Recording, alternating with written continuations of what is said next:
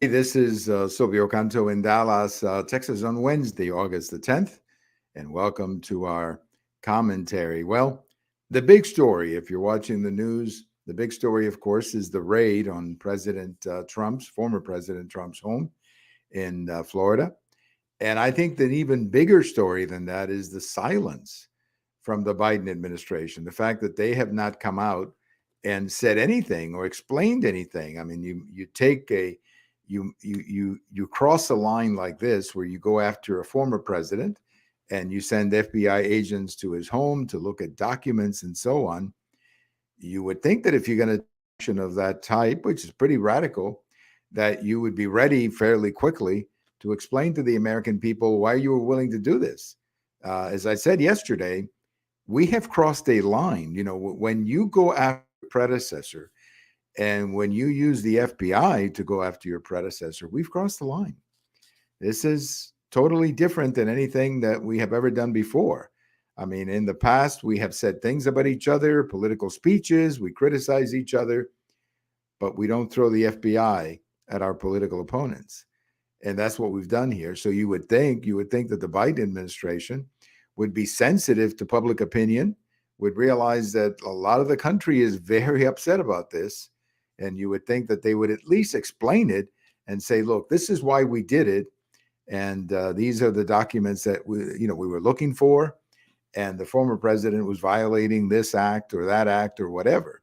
You would think they were ready for that, but they're not. They continue to have a silent treatment here, as they like to say. And I just don't think that's helping them. I don't think it's helping them. As I mentioned, when I first heard this thing, I said to myself, wow, what are they looking for? Pretty big. I mean, this is pretty big to send FBI agents into somebody's home. So far, we don't know anything. We don't know anything.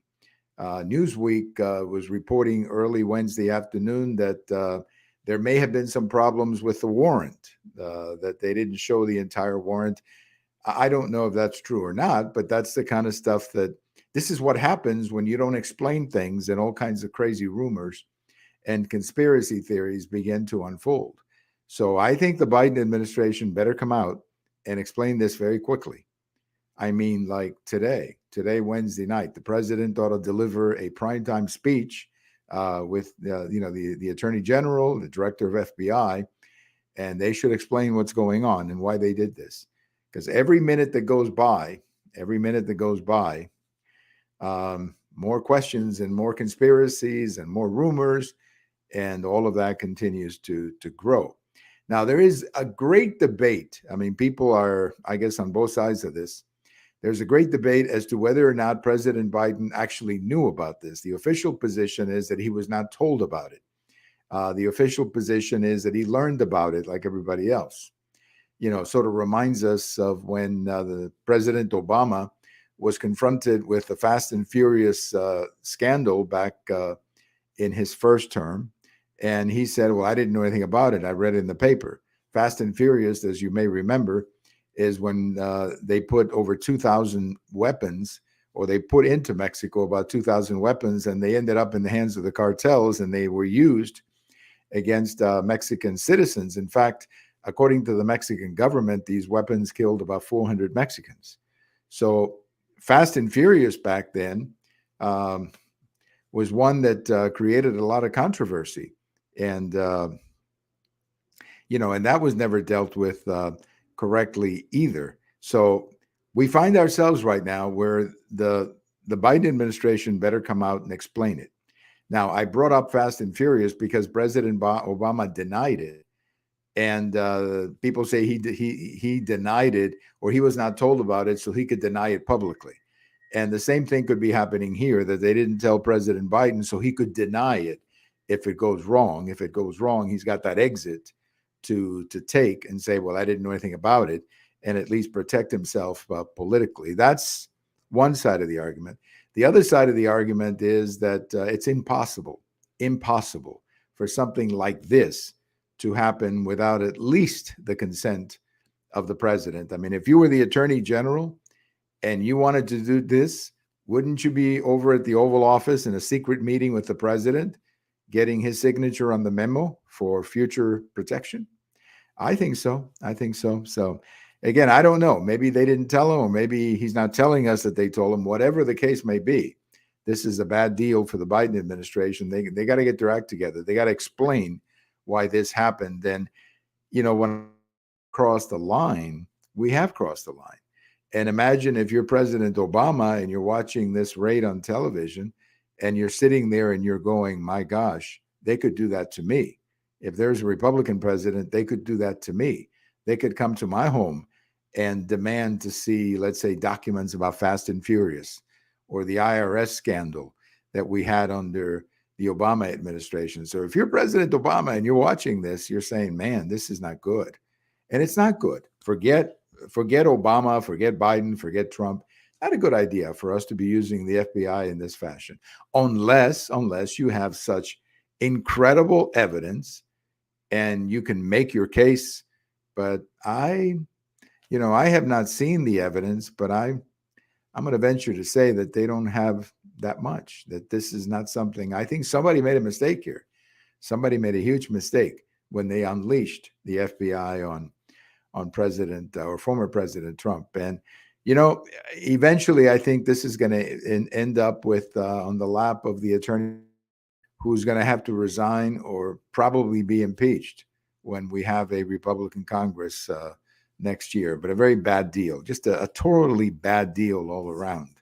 Some really bad judgment on the part of the people who decided to do this against the former President Trump.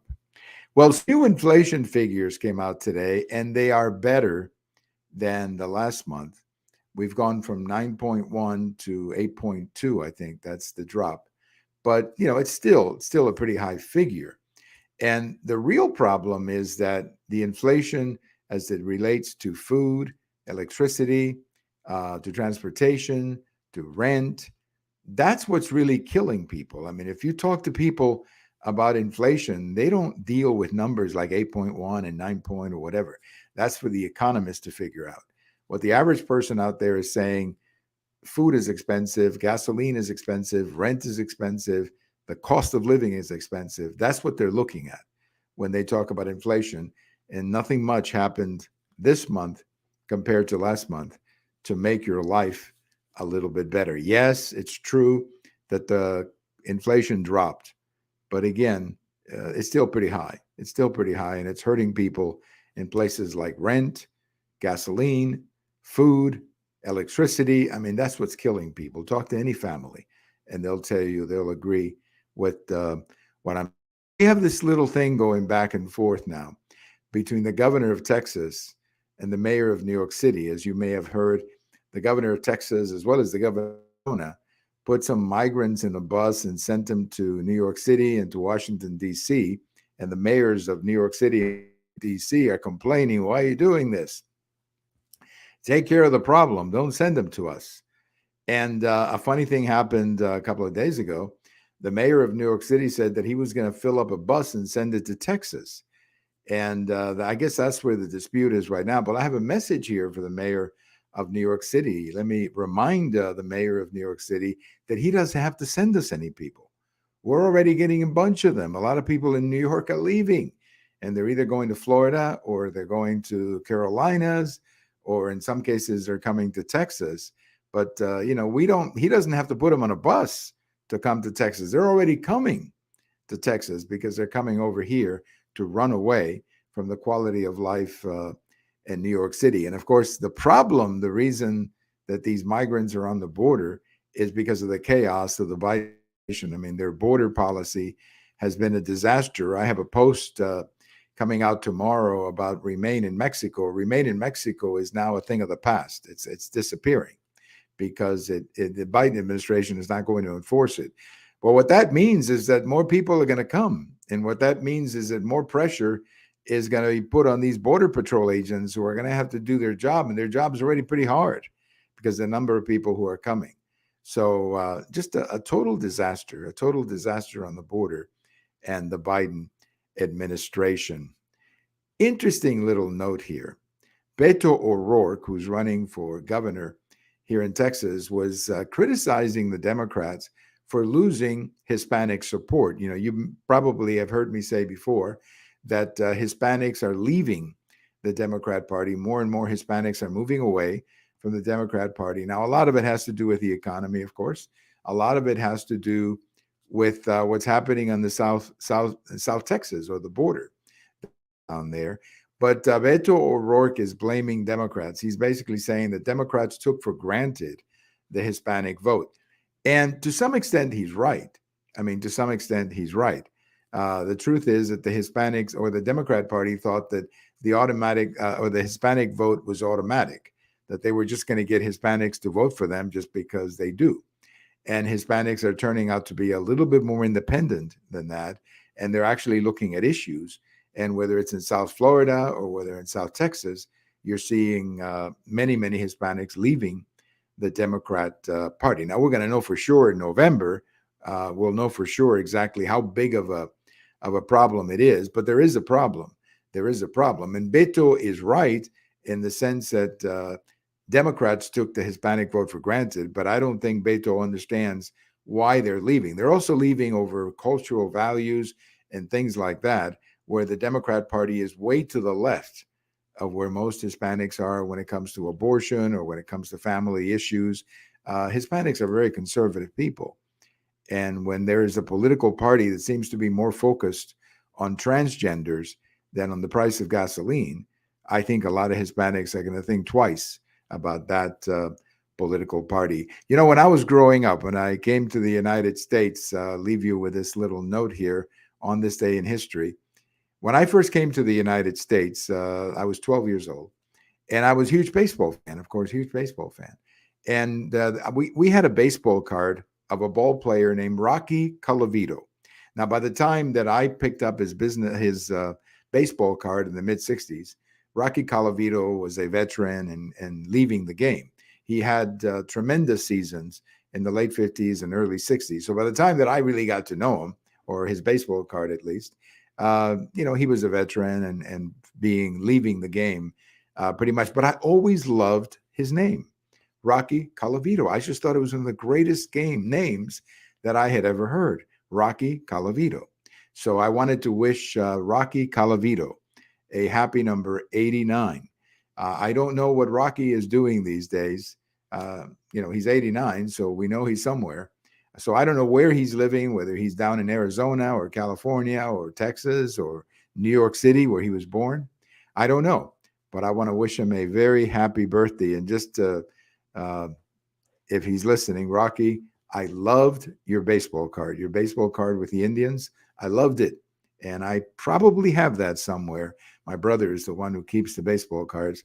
I think my brother probably has it somewhere in our collection of baseball cards from back in the 1960s. Thank you for listening. Enjoy your day. We'll talk to you later. This is Silvio Canto in Dallas.